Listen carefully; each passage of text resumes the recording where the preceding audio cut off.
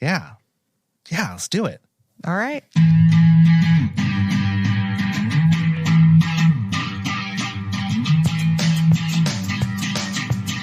Hi, I'm Darrel Serrano. I'm Ariana Ruiz. I'm Renee Rocha. And this is Imagining Latinidades.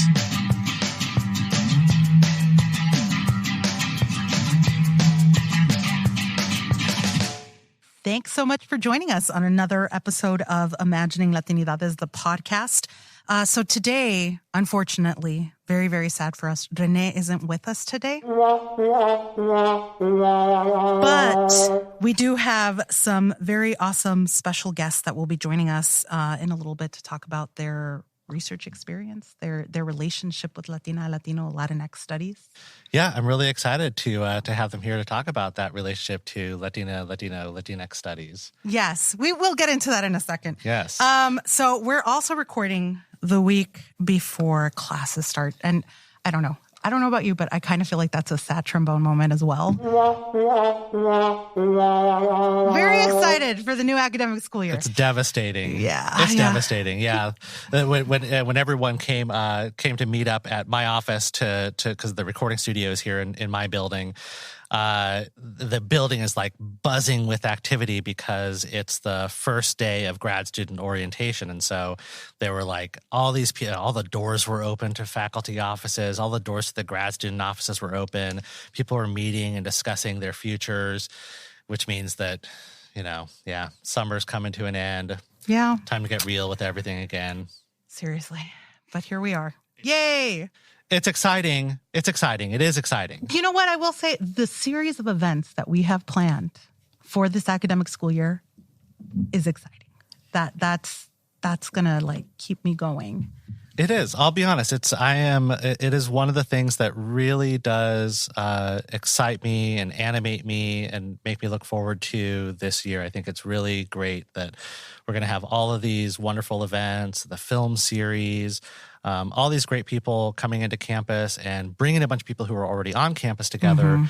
Mm-hmm. It does give me kind of new life, right? It's like, it's sort of, even though a bunch of us, have been here on this campus for a number of years, to be able to get together on a regular basis and just to meet and chat about Latina, Latino, Latinx studies and to talk about the ideas of people who are coming in and why that's important to our scholarship and why that's important to our communities. That's a turning over of a new leaf in some ways. Yeah. And I'm quite looking forward to it. So summer's been real. Loved it. Gonna miss it, but we will reunite soon. So, yes. As Renee says, summer's been over since at least July 4th. Right. So, alas. I've been in meetings almost a few times a week. I think. Yeah. So, one of the things that I have, it's not a bone to pick with you, Ariana, but I think maybe some of our listeners have noticed from the first episode and from some of our banter here kicking this off that we pronounce something a little bit differently. And I have to say that I did not realize this was a thing till you brought it up in passing. And I was like, wait, what are you talking about? I've actually conducted unscientific survey research on this via the Twitters and posed the question to people on Twitter. How do you pronounce this term Latinx? Like, do you say it Latinx? Do you say it Latinx? See, and that took a minute for me to be like, well, what's the difference? But I don't hear it. There's more options. You could say Latinx. You could say Latinx. I kid you not. Right. There were over 300 responses to this Twitter poll that I conducted. I think 7% answered Latinx. Something's wrong there. Okay. But Latinx and Latinx were how do I say it? Can you just say it just so I can hear it? To my ear, you say it Latinx. Latinx. Yeah. Okay. Yeah. And what do you say? I say Latinx. Latinx. Yeah. Versus Latinx. Yeah. See, and you're also coming at a person who had a really, really hard time saying Shambao. Shambao? See, am I saying that right? Shamba? Shamba Auditorium? See, to me, that's Shamba. I just had no idea. Well, but to me, Latinx is I am Latino. Right? I'm not Latino. Latino. Right, you wouldn't call me Latino. Right. But see, that's the thing too. I say Latina, Latino, Latinx. So that's why I think that's where that X comes in the way that I'm pronouncing it. Because when I'm talking about certain things, I'll say Latina, Latino, Latinx. Latina, Latino, Latinx populations. So that's that's where the X is coming in. So here's another question for you, though. And this is tied to some of the scholars that we'll be bringing to campus. Oh, no, I know what this question is. What about L, capital L, A-T-I-N, capital X? I have no idea. I have absolutely no idea. I just don't know. And I know there's a couple folks who are coming in for the opening conference in September who do use the capital X, and I am curious about about the rationale. I mean, I know they've written about it a little bit, but I'm curious about like the kind of longer explanation for why the capital X. What differentiates the capital X from the lowercase x. But in terms of pronunciation, back to that. I think that it's interesting. Like, I don't bring that up, right, to police that term and how it's being pronounced. I do think it's interesting that there is a clear split, like in that little unscientific survey that I conducted and in a similar survey that I saw someone do on Twitter like a year and a half before that. It's basically evenly split, basically like 45% to 45% Latinx, Latinx, with then 10% of these outliers like Latinx that don't make, to me, just I don't understand the rationale for that. This and I also bring this up because this is, and maybe I don't know if you find this too. I get asked this question all the time. I get asked like from like acquaintances on Facebook. They'll like back channel me like, okay, how do you say this? Really? Yeah. For some reason, I'm seen as an authority on how to pronounce this term. I'm like, well, it's interesting. And I give the answer of either way is basically how you pronounce it, because there is no agreement completely on how to do that. Well, I mean, I think that I haven't gotten messages of like, how do you pronounce this? I think it's like tied to a larger conversation of how we're using the term within the field. And within other fields as well. So using a term like Latina versus Latino versus Latinx or Latinx. Yeah. Or what's the other? Latinx. Latinx. Which reminds me kind of like Tinkerbell, but that's fine. Yeah. No, that's how I'll remember to pronounce it that way. With a little like Tinkerbell. Latinx. And even there, this is something that I think will be discussed, that we'll be discussing on this podcast over the course of this academic year, the importance of that term. I think there is agreement across the board. I mean, except for the people who are like, oh, it's a bastardization of the Royal Spanish or a colonization, as if Spanish isn't a colonial language. Exactly. But I think amongst well-intentioned folks, there is agreement of the importance of the emergence of that term, and still disagreement about how it ought to be used and about do we use Latinx or Latinx as a replacement for Latino? Do we use it as an addition? What are the consequences to those different utterances and deployments of that term? That I think is an important conversation that I hope we'll get to continue to have over the course of the year. Definitely, and I think it's one that we've already started just here on campus, right? Just given our own political inclinations, why we decide to use one versus the other or all three, right? Yeah. So it'll be really cool to delve into that further. Yeah, absolutely. Well, today we have a couple of very special guests who are joining us. Two folks who are in different capacities, operating as Mellon Foundation Fellows, and I'd like to ask each of them to introduce themselves. So maybe Lisa, you can go first. Sure. Hi. So my name is Lisa Ortiz, and I am the Mellon Postdoc for the Sawyer Seminar Imagining Latinidades, and I'm coming from the University of Illinois, where I obtained my PhD in 2018. Hi, I'm Rachel Torres. I am the Mellon pre-doc for the Sawyer Seminar, and I am currently a PhD candidate at the University of Iowa in political science. And Renee is your advisor. Renee is my advisor. I am on Renee's mic today, so you're channeling him. Yeah, I'm channeling. I can feel it. The Astros hat just appeared on my head. Yeah. Thank you so much for joining us today. And so, episode 1, we were talking about our, what we called origin stories, our relationship with the field of Latina, Latino, Latinx studies.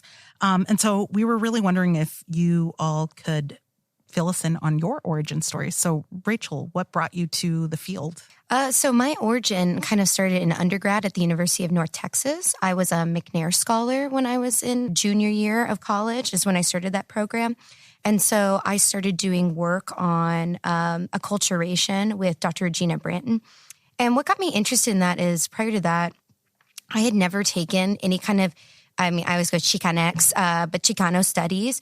And part of getting my Latino certificate at the University of North Texas was taking a bunch of Mexican history classes, Latino classes. And in that course of that, I never learned that growing up. I never learned that history, any of that. So was it Chicanx studies out there, or was it Latino? It was Latino OA studies. That was the certificate at the time. I'd never even heard Latinx until I think I got to graduate school.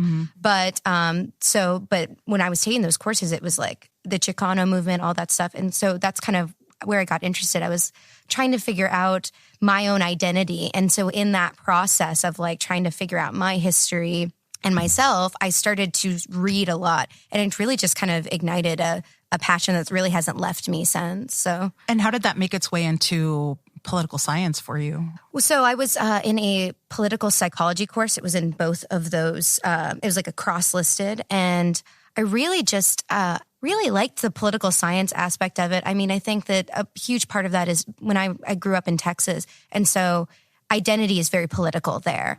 And so to me, it meant more to examine how people in my community are policed and treated from like an institutional perspective rather than the psychology of like how it, like to me, I understood how it was impacting the community. I was more interested in like why and like what the science behind that was. So that's kind of how I merged more into political science rather than, I would say, literature or something like that. And so were you also a political science major? I switched. I was originally, this is the weirdest thing. I originally went to school for a fine arts degree.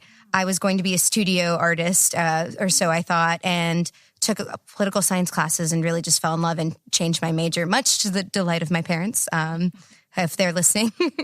Now, did you get to take any courses with Valerie Martinez-Ebert while you were there? I did. Val is also what I'd like to call my academic mother. So she actually she guided me into continuing my education to getting a doctoral degree. And one of her classes was actually extremely eye-opening, and that's when I actually started to learn about the history of immigration policy in this country. And so that actually is the origin of my research work rather than my entry into the field. That's where I kind of developed my research interest, was under her. Yeah, I had the great pleasure of working with her. I was a faculty member in communication studies at North Texas before coming to Iowa. You know, having someone who's senior on campus when there weren't a ton of senior Latinx faculty at North Texas at that time. Yeah, I mean, people don't really realize, I didn't even really realize at the time, is that she and a huge cohort of the Latino scientists who work in political science were the first, right? They were doing work that had never been done before. And so now we all get to enjoy our Latinx caucus, but it was really the foundational work that she did. So it was incredible to study under her. Great. Lisa, what about you? Like, what's your origin story? How did you come to Latinx studies? So my origin story is quite literally tied to Puerto Rico in the sense of having lived there for the majority of my life after migrating from Massachusetts, which is where I was born. And so when I went to Illinois for graduate school in 2012, I was searching for Puerto Ricanness and not quite finding it immediately. So in my sort of search, venture journey, and also in part of the summer predoctoral institute that I participated in, I had the opportunity to connect with different faculty and staff on campus, and many of them kept telling me, you need to take the graduate seminar of Perspectives in Latino Studies, which I think is how it's called, because it's only offered every 2 years. And so it's the required course for a graduate minor. And at the time, Dr. Richard Rodriguez was the one who was teaching it. And so, that's what I did. It was kind of like, this is, where I'm going to go, and I'm going to find Puerto Rico. And it wasn't quite like that. I kept reading about, different things, but I couldn't really find the islands, the archipelago per se there, which is what at the time I was looking for. And so I ventured across campus to Latin American and Caribbean studies, and I couldn't quite find the islands there either. I would say that I became exposed to Latina, Latino, Latinx studies in 2012, but I really didn't start making these connections and understanding what this was and how Puerto Ricans fit into this larger group until the year after, about fall 2013, which is when I was really making sense of citizenship, privilege, dichotomies, and really understanding relationships with other folks, especially Mexicans at the time, and in my own experience as a graduate student. And so that's really how I started understanding that being Puerto Rican did not necessarily mean that I couldn't be part of this larger group, right, of what Latinidad meant.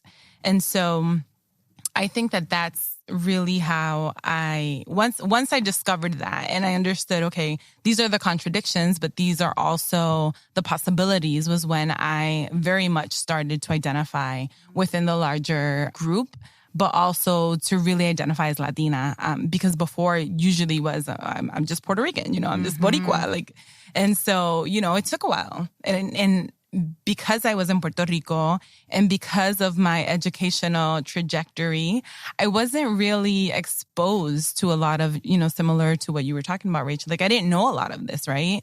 But my undergrad is in business. So I definitely was not exposed to any of this critical thinking or awareness. And when I did my master's in English education, luckily, thanks to many critical scholars in the Department of English at the time, I was able to really understand the politics of English on the island and what that meant. And in that journey, really thinking about questioning if English indeed was key or not, when you're living on the island as someone coming from a low-income background, and understanding that and understanding how migration fit into that, in part because of my own story, but really, figuring out and learning how people have moved historically, and that wasn't necessarily because of choice. Lisa, that's super interesting. So you're going from business to English education, and then you make your way to Illinois. Right. What were those jumps and trajectory shifts like? Yeah. So I went into business perhaps because I wasn't really aware of the opportunities as a first-generation college student coming from a low-income family, from a rural place in Puerto Rico. I didn't really know how to navigate or ask those questions, and I didn't have anyone to ask, really. And the only person that I had gave me incorrect information. So I did my bachelor's in business, and I was able to be employed at the University of Puerto Rico relatively recently after I graduated in 2003. So I was a full-time employee at the University of Puerto Rico in Mayagüez. And as a full-time employee, and thanks to our union, we got our studies covered completely, with the exception of fees. And so I took advantage of that. And I said, well, what can I study here that I don't have to pay while I'm working full-time? And so the options were a master's in human resources, which I knew at the time, I didn't want to continue to be in that sort of business-oriented platform. And so the other options were master's in English and master's in Hispanic studies. And because I originally had wanted to be an English teacher, I went with the master's of English in education. And so they had a education, literature, and linguistics route, and I went with the education route, but thankfully with critical professors, folks who weren't trying to impose English onto people in some ways in which other folks had done in the past. And so in that trajectory, in that time where I was doing my master's, and thanks to those faculty mentors, I was also working with a project that was providing access to low-income students who lived in residential housing. And although I wasn't on the research component of that project, it really opened my eyes. Oh, wow, you can do this. You can have these projects, you can get money, external money, and create these opportunities for folks. how do you continue to do this? And I knew that at some point I wanted to teach at a university. So I asked professors, like, what do you have to do that? And someone was like, you have to get a PhD. Yeah. And especially in the context of Puerto Rico, problematically, I think you have to get a PhD outside of Puerto Rico if you want to be taken seriously in Puerto Rico, if you are ever interested in finding a job here. So I went to Illinois because a faculty mentor saw me and said, you have to apply to the University of Illinois. And that was one of my options. That's and so interesting. Yeah. Yeah. I made my way thinking that I wanted to work specifically with first generation college students and their experiences in higher education. But along the way, because of my migration story and some things that happened to me at Illinois, I very much focused on migration within the context of education. And really thinking about the exposure to research and to faculty mentors who tell you about these things, right? So episode 1, I was mentioning that, like, again, first generation coming from a working class background, how we didn't have McNair, but we had the faculty mentorship program. And that really exposed me to faculty who were like, hey, this is what you can do. And this is what you should definitely think about. Rachel, you were talking about the McNair program a little bit earlier and how that was really important to your decision-making process, right? So I was wondering if you could say a little bit more about that. How did you even learn about it or get involved? Yeah, unfortunately, it was kind of a traumatic experience at the time, which was I was brought to UNT on their Emerald Eagle program. In the course of that, it was a wonderful program, took care of all my tuition and expenses. However, I was still finding myself needing money.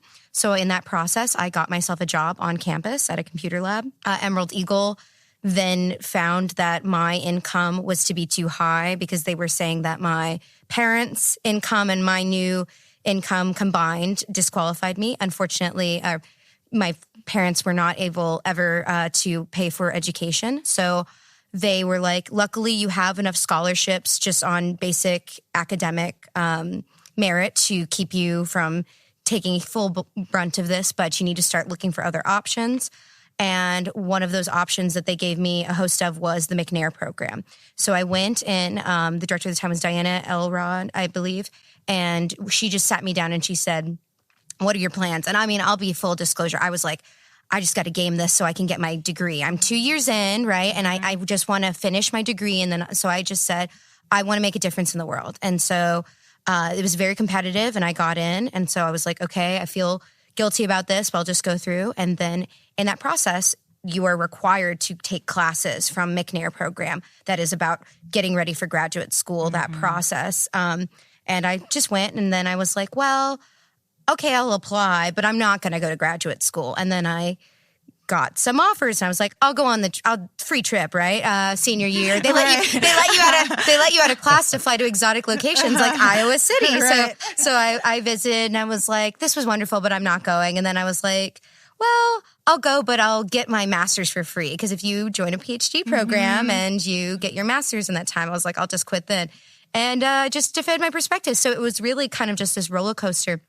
But I had no idea. No one in my immediate family has ever gotten a doctoral degree. So they still don't understand what I'm doing or what I do. But, it was, if it weren't for just like, I honestly feel like it's luck sometimes. If it weren't just for the luck of who you manage to talk to, who you have the fortune of taking a class, who takes an interest in their students, who talk to you, you wouldn't necessarily know that these programs existed. But I think that speaks back to, and this is a question that I think we also pose to both of you, is like sort of the importance of Latino, Latinx studies for someone in undergrad or graduate school, right? Because I think for me, that was that moment in taking these sort of classes as an undergrad where I got to make those relationships that I otherwise would not have known about, right? Because family has no idea what I'm doing. They're like, wait, you get paid to do what? And you're going where? And writing about what?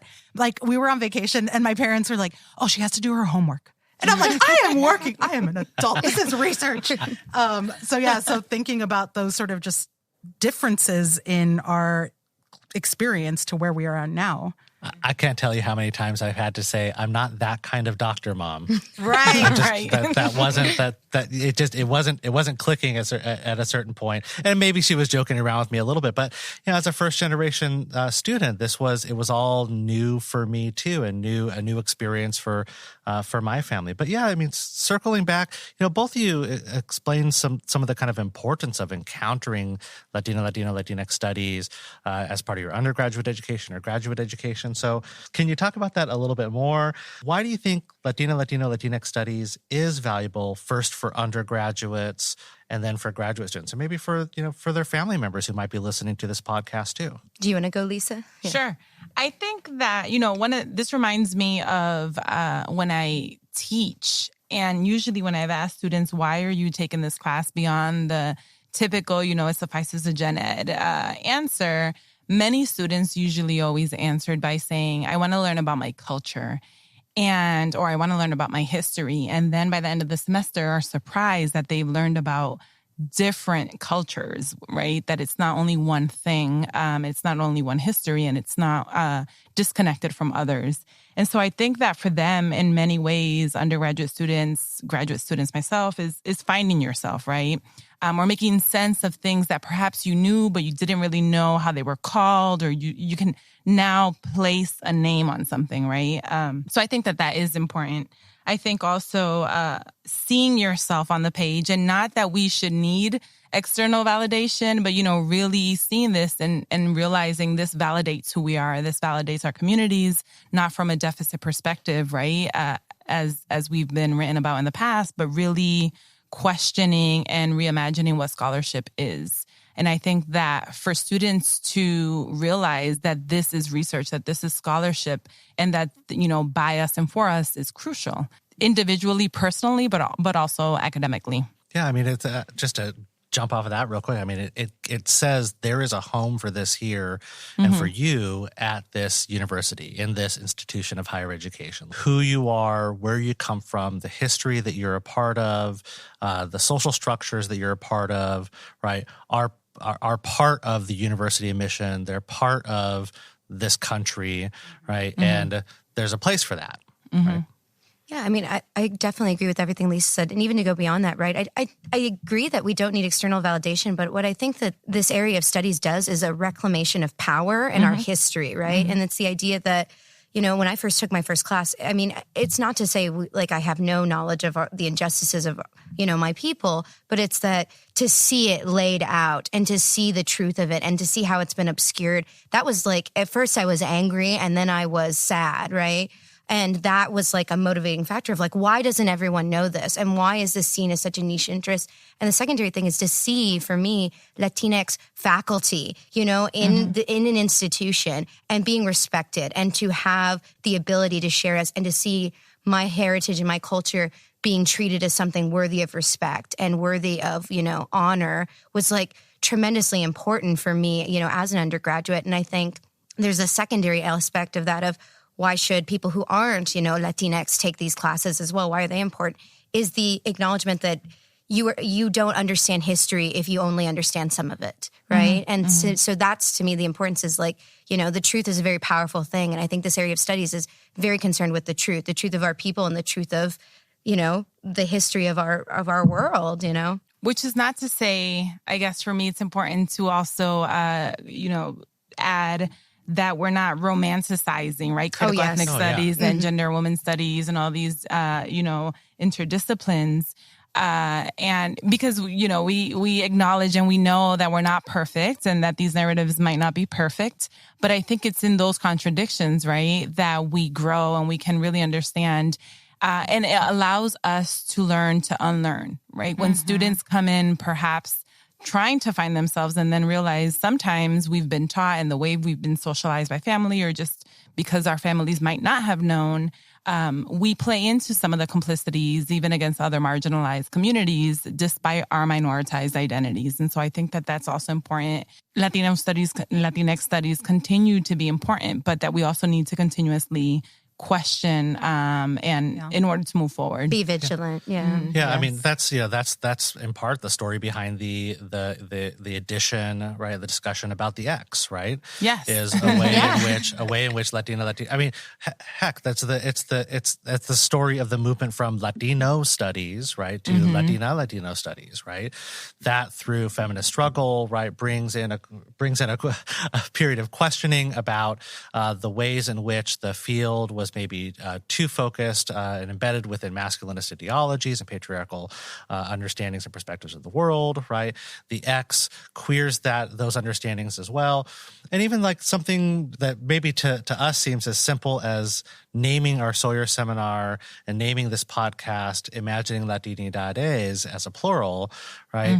That's incredibly important because it suggests, right, and it's quite explicit when we talk about it, that there is no one way to understand Latinidad, right? There's no monolithic, homogenous Latinidad. And in fact, the way that term has been used in the past, right, while certainly as a tool for political power and has a usefulness in that regard, also paints over a history of anti-Blackness and opposition and erasure of indigeneity, and drawing from and kind of like building up the plural helps to counter some of that and gives that space to not just romanticize like some kind of, what was in some ways when the field started, what was a kind of like macho history of, Latinos in struggle and, reclaiming that and has moved beyond that to really something that my favorite word explores the complexities, right, of multiple Latinidades. Yeah, I mean, I think when we're talking about it, even within the classroom, there is this discussion that starts really early on in, for example, my Intro to Latino Latinx Studies course, where it's going to be uncomfortable. And so what does it mean to sit with that uncomfort and to be able to work through it? Because as you all have said, it's really about problematizing various fields and various fields of knowledge as well. Right. So it is that learning to unlearn as well that I think was just really well put, Lisa. So speaking of learning to unlearn, how do each of you operationalize these commitments and these ideals and this background that you're bringing to it in your own research? So Lisa, what are you doing in your research right now?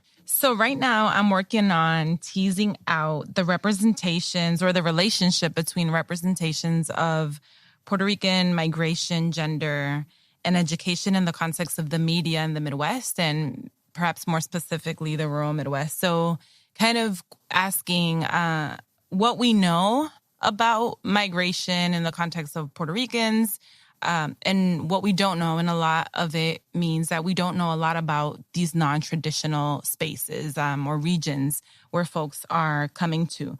But also thinking about what it means for women in particular, for example, to migration as learning, right? Moving to these new spaces and navigating and negotiating difference and new spaces within the context of where they are located physically, quite literally, but also how they maintain connections and relationships through social media, Facebook Live, these different interactions. So that's where I'm at right now, trying to piece all of this together. Great.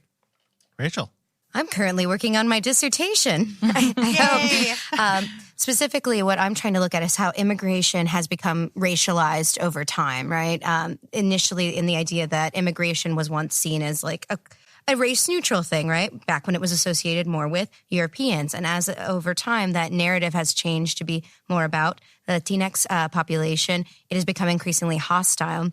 And more specifically, I'm looking at how immigration enforcement contexts, which vary, have different impacts on Latinos, Latinas, and Latinx communities. The big thing people always talk about, I feel like, with Latinx is that so many people don't really feel, you pull 100 Latinx people off the street and you ask them, how strongly do you feel connected to the Latinx community? And you'll get people say, I feel, incredibly strong. And then some people will say, I don't, have any association. And those kind of differing views of like trust of the government, how they operate politically, whether or not they vote, whether or not they protest, mobilize, that stuff to me can always be traced back to the places that they live in and the context they live in, and how, the politics within that specific area have formed their identity over time. So I'm looking at how immigration enforcement varies across the United States, and more specifically, how that has not only impacted the foreign-born population, but also just Latinos in general over time, and whether or not it's actually built solidarity, destroyed it. So I hope I'm doing all these things. The thing that's striking to me about both of your research programs is the ways in which they are connected to people's lived experiences in their communities. And people, I think, often think about academics and the work that scholars do as operating within this, the life of the mind, right? The ivory tower kind of thing.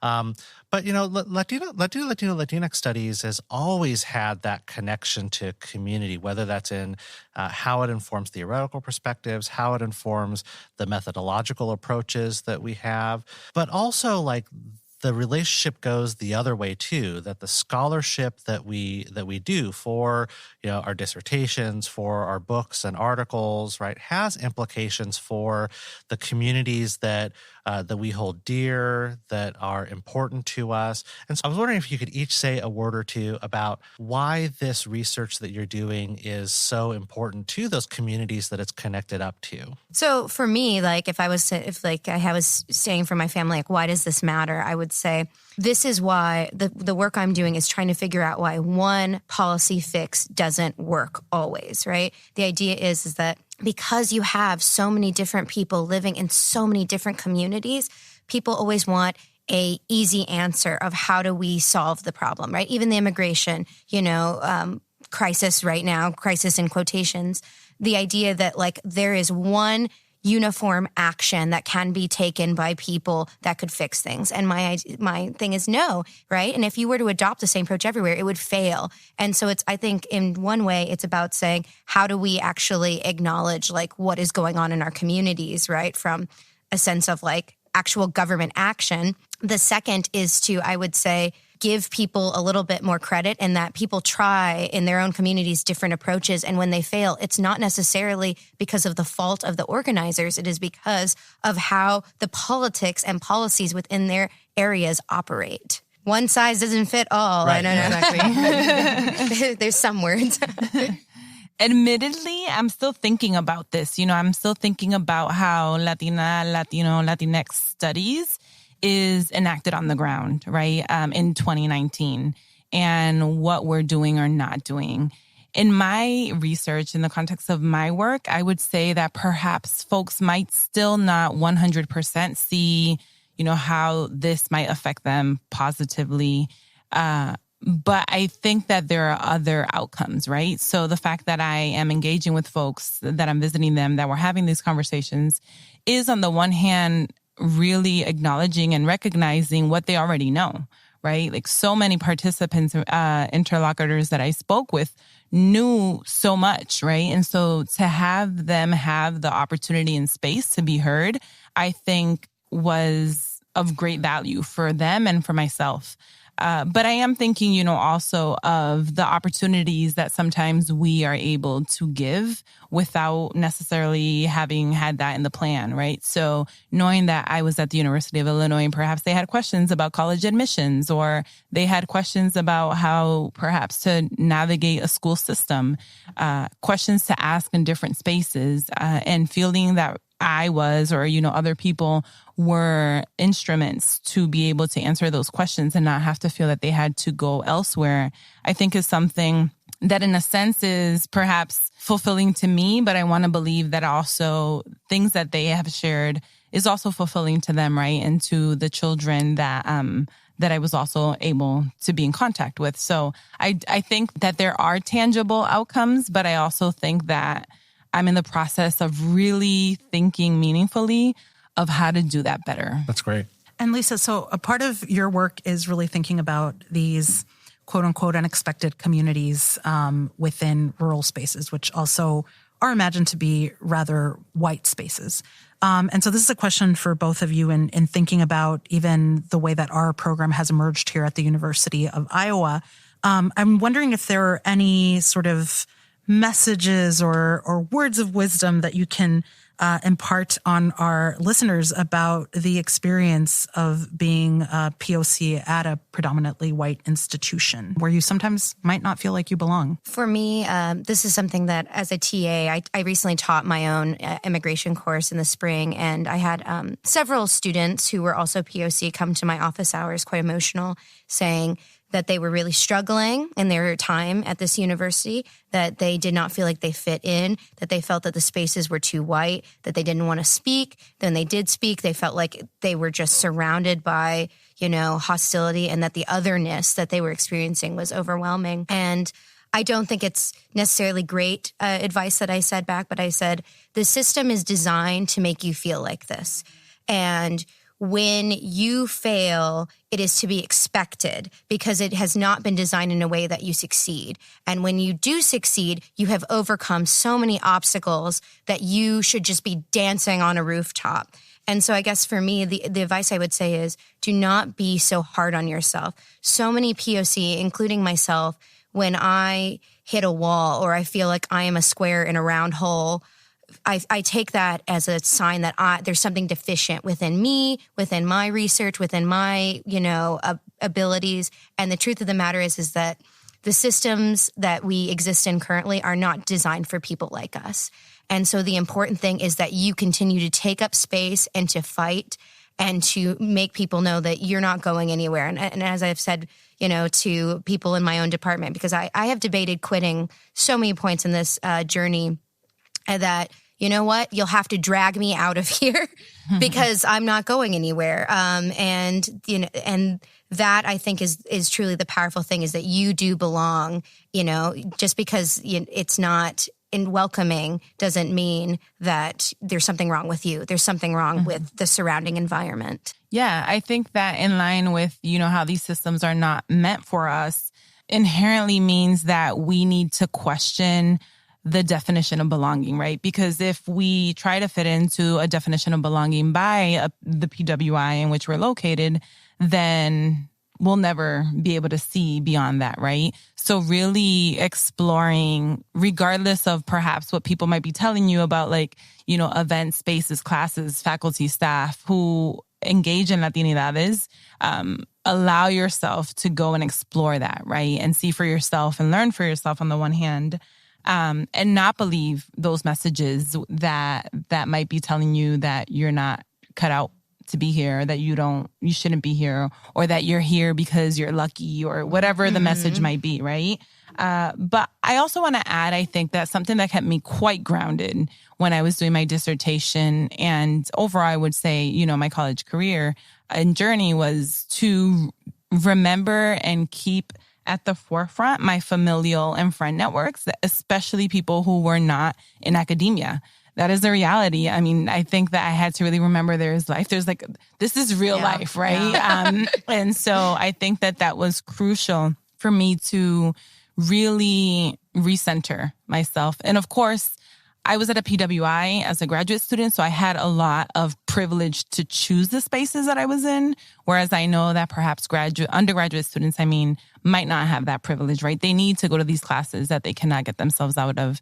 And so I would say, without putting the onus on students for structural inequalities, I will say, yes, speak your voice. You have a lot of power if you come together and organize, even if you might not necessarily think that you're an activist or an organizer. Support folks who are doing so and have your voice heard. Thank you both so much. The powerful words to end on. The next episode is 2 weeks away. We'll be previewing the speakers for the opening conference and discussing their existing research. In the meantime, we'd love to hear your thoughts on Twitter at ImaginingLat for the podcast. Shoot us an email at podcast@imagininglatinidades.com. And please share the podcast with friends and give us 5 stars at Apple Podcasts or stars or thumbs up or whatever in your other podcasting apps of choice. Those ratings help to expose us to more people and give us a fighting chance of making it onto one of their curated lists. Thanks so much for listening. Make sure to check the show notes for all of the links and sites that are discussed in today's podcast. Yeah, thanks for listening in. Thank you. Thank you again, both of you, for joining us today. Thank you for having us. Thank you for having us.